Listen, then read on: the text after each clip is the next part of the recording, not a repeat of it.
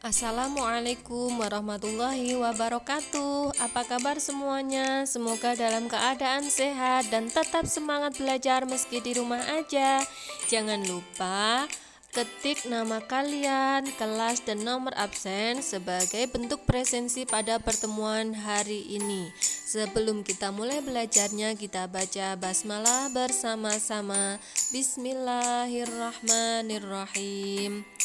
Pada pertemuan kali ini kita akan belajar tentang struktur fabel dan legenda. Jadi setiap teks, setiap cerita itu pasti memiliki struktur. Struktur itu maksudnya adalah susunan atau bagian-bagian. Seperti halnya manusia, susunannya terdiri dari yang paling atas kepala, kemudian tubuh, kemudian kaki. Cerita pun juga demikian. Yang paling atas nanti disebut apa dan selanjutnya dan selanjutnya. Untuk struktur fabel dan legenda ada 4. Yang pertama orientasi, yang kedua komplikasi, ketiga resolusi, dan yang keempat adalah koda. Untuk penjelasannya simak baik-baik. Yang pertama orientasi adalah bagian awal dari sebuah cerita. Biasanya orientasi ini ada di paragraf pertama, paragraf paling atas, karena orientasi ini berisi pengenalan tokoh, pengenalan latar, watak tokoh, dan konflik. Jadi contohnya, pada zaman dahulu hiduplah seorang putri cantik nan jelita di sebuah istana yang damai.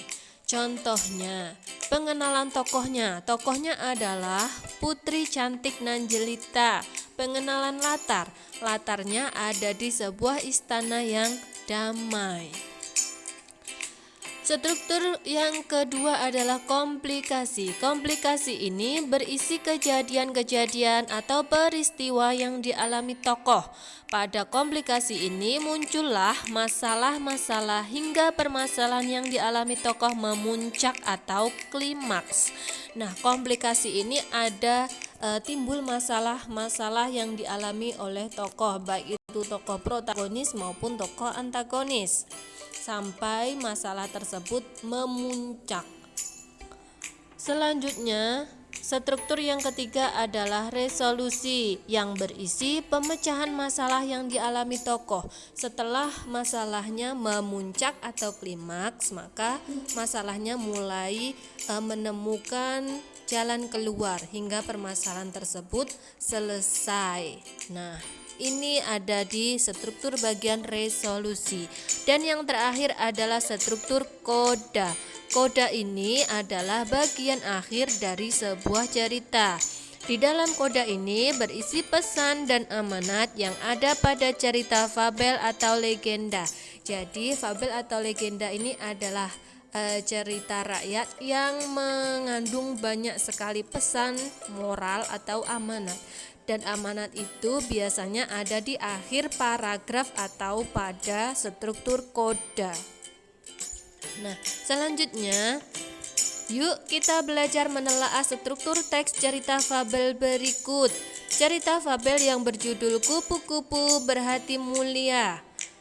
Paragraf pertama, pada suatu hari ada seekor semut berjalan-jalan di taman.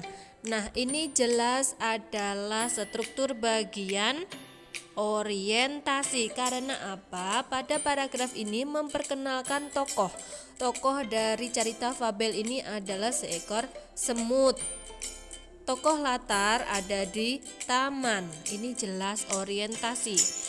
Paragraf selanjutnya, semut melihat sebuah kelompok di atas pohon, lalu ia mengejek bentuk kepompong yang jelek dan tidak bisa pergi kemana-mana.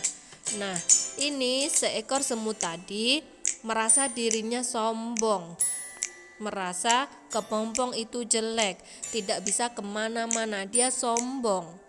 Melihat kepompong tersebut, dia menertawakan kepompong tersebut. Nah, ini mulai timbulnya masalah. Nah, masalah ini mulai timbul, ini sudah berada pada struktur bagian komplikasi, mulai timbul masalah. Selanjutnya, sang semut selalu membanggakan dirinya. Nah, ini semutnya sombong. Ia bisa pergi ke tempat yang ia suka, bahkan dan bahkan kuat mengangkat beban yang lebih besar dari tubuhnya. Ia merasa bahwa dirinya adalah binatang yang terhebat. Pada suatu hari, sang semut kembali berjalan-jalan ke taman itu. Karena hari itu hujan, terdapat genangan lumpur.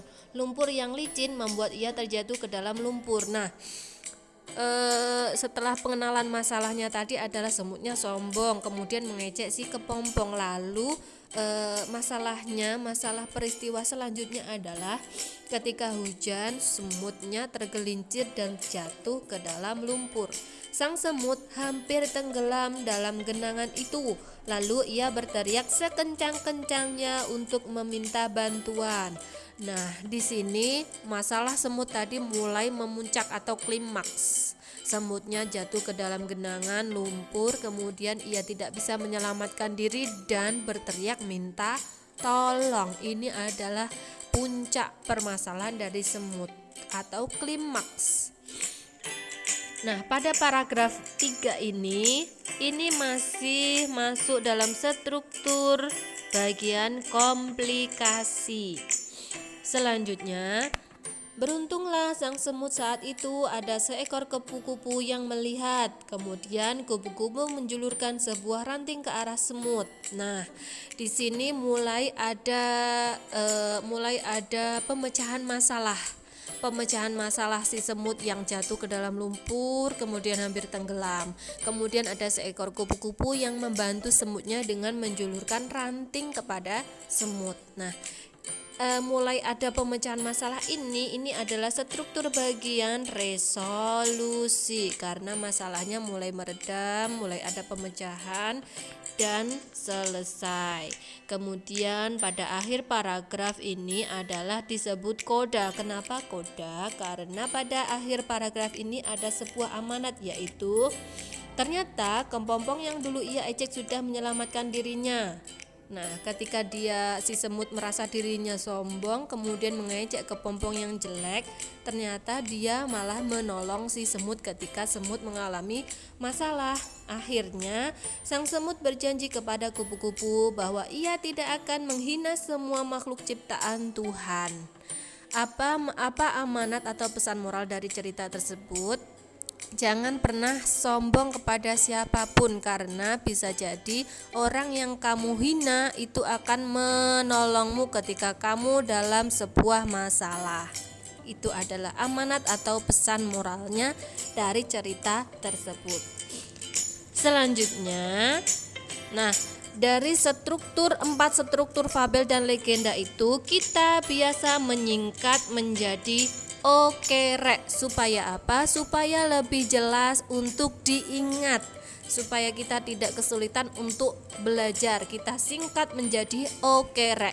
O untuk orientasi, K untuk komplikasi, R untuk resolusi, K untuk koda. Jelas ya?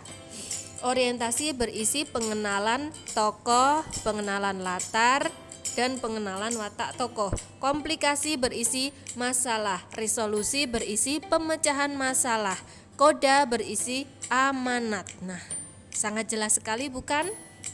Selanjutnya, kalian kerjakan tugas yang ada di Google Form. Tetap semangat ya belajarnya. Sampai di sini saja pertemuan kali ini. Saya akhiri, terima kasih. Wassalamualaikum warahmatullahi wabarakatuh.